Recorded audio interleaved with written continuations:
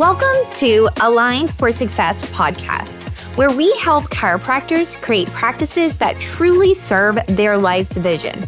I'm your host, Dr. Nikki, and I'm here to show you how to break free from stagnation, grow your practice, and rediscover the joy of why you became a chiropractor to begin with. Whether you're looking to boost your revenue, spend more time with family, or simply enjoy practice life again, you're in the right place. Let's align your path to success. Hello, everyone, and welcome back to another episode of Aligned for Success. Today, I want to talk to you about 10 lessons that I've learned from being in business for 10 years. On Monday, September 8th, it was my 10-year office anniversary, and honestly, it doesn't feel like that. There are some days where it's like the longest day ever, and I feel like maybe this is the worst place ever to be. But truly, it doesn't even feel like I've been open for 10 years. I also really kind of look at things as like pre and post COVID, and I can't believe that I had a business for 5 years before COVID and then 5 years after. That's like insane to me to even think about. But so I just want to go through just a few lessons that I've learned, and I know that I shared in the beginning of when I launched my podcast how I was like the accidental entrepreneur, and I actually never really even had a desire to open my own practice. I was just kind of pushed into this situation, and honestly, it's been, the best thing that's ever happened for me and my family. But it wasn't something I ever really saw myself doing. And so the first day that I was open, I was kind of like in secret. I didn't have a Facebook page. I didn't have an Instagram. I didn't have anything. I don't even think I had a sign, but I just basically was like trying to keep under the radar, and lo and behold, I still made it, even though I was so freaking terrified of opening a practice to begin with. And so I definitely had fear before I opened those doors, but I have been able to literally help thousands of people, me and my team. I looked yesterday, we've given out over 150,000 adjustments, which is insane to even think about. We made it through a pandemic, and I've truly just grown into a better person and a better leader while definitely making huge mistakes along the way. So today, I just want to share with you some lessons. And whether you are just starting out, you're in your first couple years of practice, you're 10 years or more, I hope that these will encourage you, ground you, and maybe even give you a little bit of a laugh. So my first lesson is about the fear. And so anytime you feel fear, it means that you're usually on the right track. So like I said, when I opened my office, I was completely terrified. I was second guessing everything. I was like, can I do this? Will I even be good at this? I don't know anything about running a business. But fear doesn't mean to stop. It usually means that you're stepping into something worth doing. The biggest growth always came to me when I leaned into that fear. So doing something scary, something good is always on the other side. Lesson number 2 is people over profit. Always. So of course we track metrics. Of course we want to be profitable, but the real magic in business is about the people. And that's the patients first and foremost, the team and the community that we're building. So I've always put people first, even if some business coaches may have told me that wasn't the right move. If, maybe some sort of family plan that especially I had 10 years ago was really, really bad. But I've always put people first, and it's always allowed my business to really organically grow. And guess what? Profit always came next. So learned a lot about that too. So people first.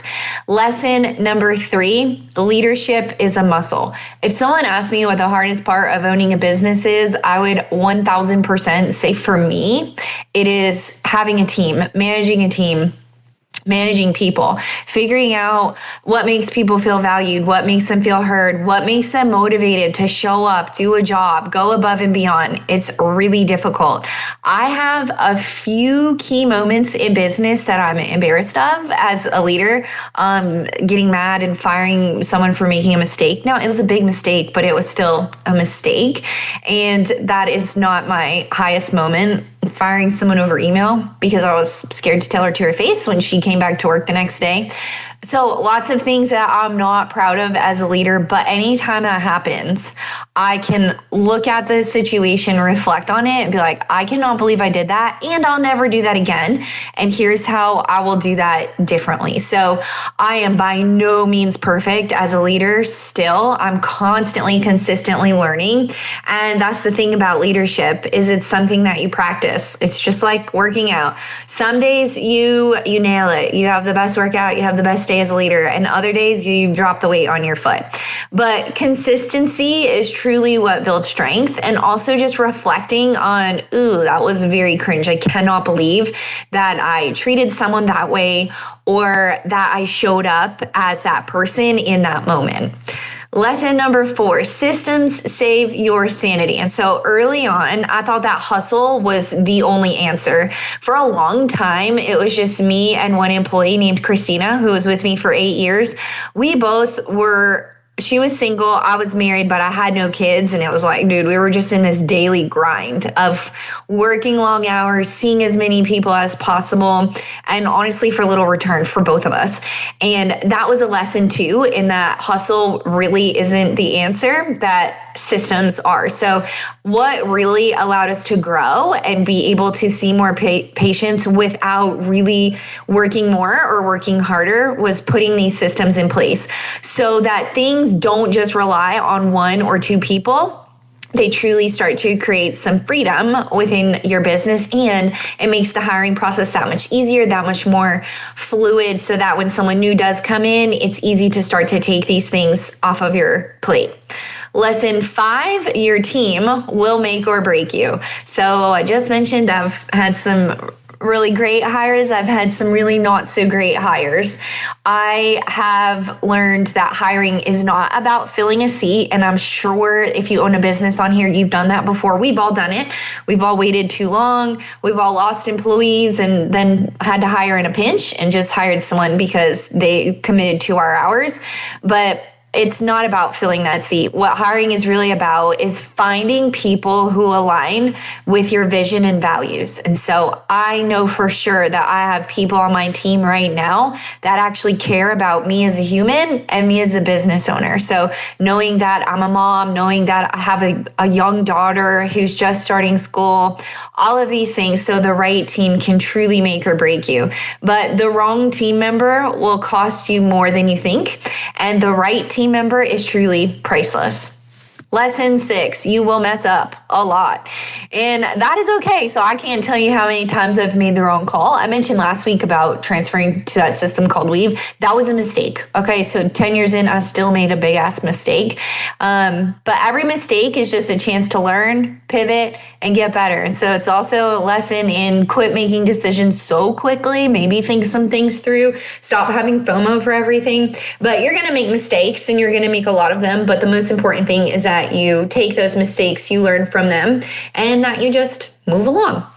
Lesson number 7, community is everything. So yesterday, Dr. Sarah Catherine asked me what my biggest accomplishment was in 10 years of business. And I said, it's all of you guys. It's my team. It's the patients. It's all of the people that I've met. And so building relationships inside and outside of the office has been the best quote unquote marketing strategy that we've ever had. So having this community support, strategic partners, people who also had an interest in my business, as well as me having an interest in theirs, truly helped carry us through the tough times, especially during COVID. So during COVID, we really became like 100% referral based, which was amazing because people still knew that chiropractic care was so important and maintaining their adjustments. So COVID was hard for its own reasons, but our office actually grew during that time. And so it was really a period of reflection of how much people craved community, connection, and being around each other. I do remember during COVID, I made a video about why my office was called Chiropractic Connection. And so I always wanted it to be a place where people could connect. So where moms could meet other moms. I saw that happening in my office yesterday. They had babies born like a few days apart and they just connected. And so that's always what I've wanted the office to be, was a place where people could truly connect with other people in the community, find like-minded individuals as well. Lesson number 8, don't be afraid to reinvent. So what worked in year 1 will not work in year 10. And I would also say that COVID taught me a ton about adaptability. We used to be really strict on a lot of policies, especially like care plans, the amount of like how long we quote required a commitment for that. We were just super strict. And then during COVID, it was like, we'll take whoever we can get. You can come however much you want. It doesn't really matter. But we really learned adaptability. And so learning what got you to point A won't get you to point B, and what got you to point B won't get you to point C. And that could also be maybe the team that got you to a certain point won't get you to your next level as well. So don't be afraid to just reinvent. And you have to evolve. You have to change your offers, your systems, and even your own mindset, because reinvention is truly survival when you own a business. Lesson 9 is boundaries protect your vision. So I did mention when it was me and Christina, we said yes to everything. Oh, our hours are till 6. You can't be here till 6:30. That's fine, girl. Come on, bring your kids. And so we were literally saying yes to everything. And all it did was lead to burnout and just exhaustion. And then you end up like just disliking a lot of people, like, why can't you show up on time? Why can't you just do this?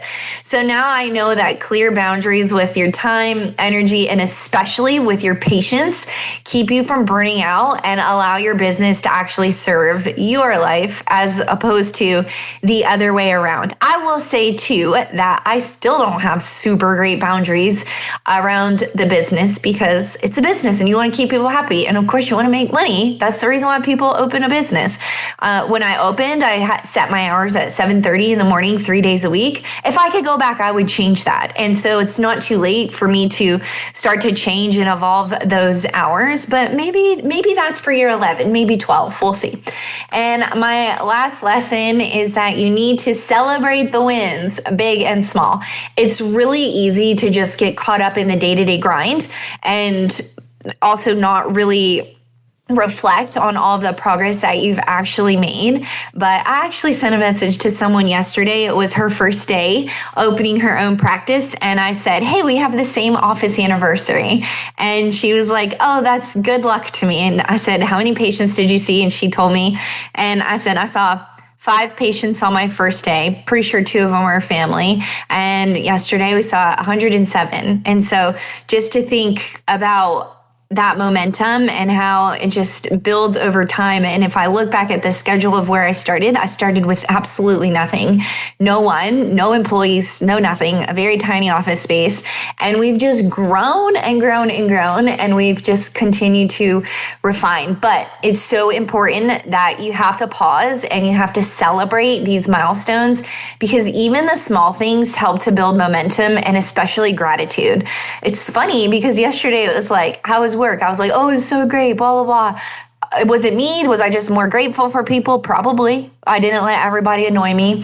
So just reflecting on that as well, just taking the time to have gratitude for all of the people who've walked into our doors. But 10 years later, I'm learning to slow down and just savor the actual wins and see how far that we've truly come. So these are my 10 lessons from 10 years, and I could probably list even more so about the bad things that I've done, the failures, etc. But these are the ones that really stick out to me when I think about the last decade of owning a practice. And so if you're listening to this and you're in the middle of your own business journey, whether you're in year 1 or year 20, I hope that this reminds you that this scary process is, at the end of the day, it's beautiful and it's worth it. And so finally, thank you. Thank you to everyone who supported me, encouraged me, trusted me with your health, or simply cheered me on. Thank you. If you're another chiropractor, you guys also motivate me every single day to see what's possible in my own life. And so without all of you guys, this milestone wouldn't exist. And so here is to the next 10 years. Thank you so much for tuning into another episode of Align for Success. I will see you next week. Thanks for tuning in to Aligned for Success. If today's episode resonated with you, please be sure to subscribe and leave a review. This helps other chiropractors find their way to practice freedom too. Remember, True success comes from when your practice aligns with your life's purpose. Until next time, I'm Dr. Nikki Cottis, reminding you that a thriving practice and a fulfilling life go hand in hand. See you next week.